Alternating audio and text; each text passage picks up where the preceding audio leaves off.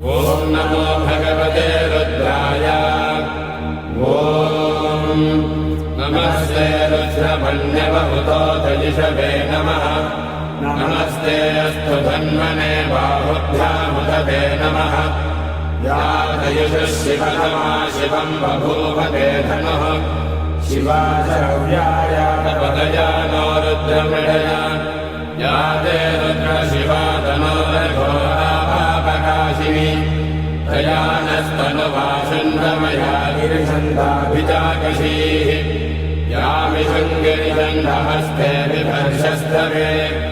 शिवाङ्गिरिद्रताम् गुरुमाहिपुंसेः पुरुषम् जगते। शिवेन वचसा त्वा गिरिशाच्छावदामसि। यथा नः सर्वमिज्जगतयक्ष्मगम् सुमहासये। अध्यवोजदधिवक्ता प्रथमो देवाभिषक्। अहेकश्च सर्वान् जम्भयन् सर्वास्तयानुधान्यः। असौ यस्ताम्रो अर्णवुदबभ्रस्वमङ्गलः। ये क्षेमागम् रुद्राभितो दिक्षुश्रुता सहस्रशो वै साकुम्भेन असौ योपसर्पतिनीलग्रीवो विलोहितः। उदैनम् गोपादृशन्नदृशन्नतहार्यः। उदैनम् विश्वाभूतानि सदृष्टो मृडयादिनः। नमो अस्तु नीलग्रीवाय सहस्राक्षाय मेढुके। अथो ये अस्य सत्त्वानो हन्तेभ्यो करन्नमः। प्रमलमञ्जधन्वनस्तमभयोराग्नियोज्याम्।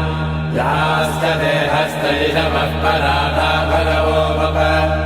अवतत्यधनस्त्वकम् सहस्राक्षसते सुधे।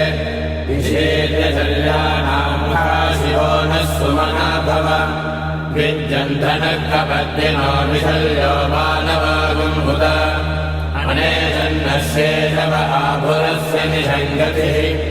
या ते हेतर्मे धक्तमहस्ते बभूवते धनुः। प्रया स्वान् विश्वतस्त्वमयक्ष्मया परिभुज। नमस्ते अस्त्वायुधायानातदाय धृष्णवे। उभाभ्यामुदते नमो बाहुभ्याम् तपधन्वने। परिते धन्वनो हेजनस्मान् प्रणक्तु विश्वतः। अथो यदि श्रुतिस्तवारे अस्मन्निधेहितम्। नमस्ते अस्तु भगवन् विश्वेश्वराय महादेवाय त्र्यम्बकाय त्रिपुरान्तकाय त्रिकाग्निकालाय कालाग्निरुद्राय नीलकण्ठाय मृत्युञ्जयाय सर्वेश्वराय सदाशिवाय श्री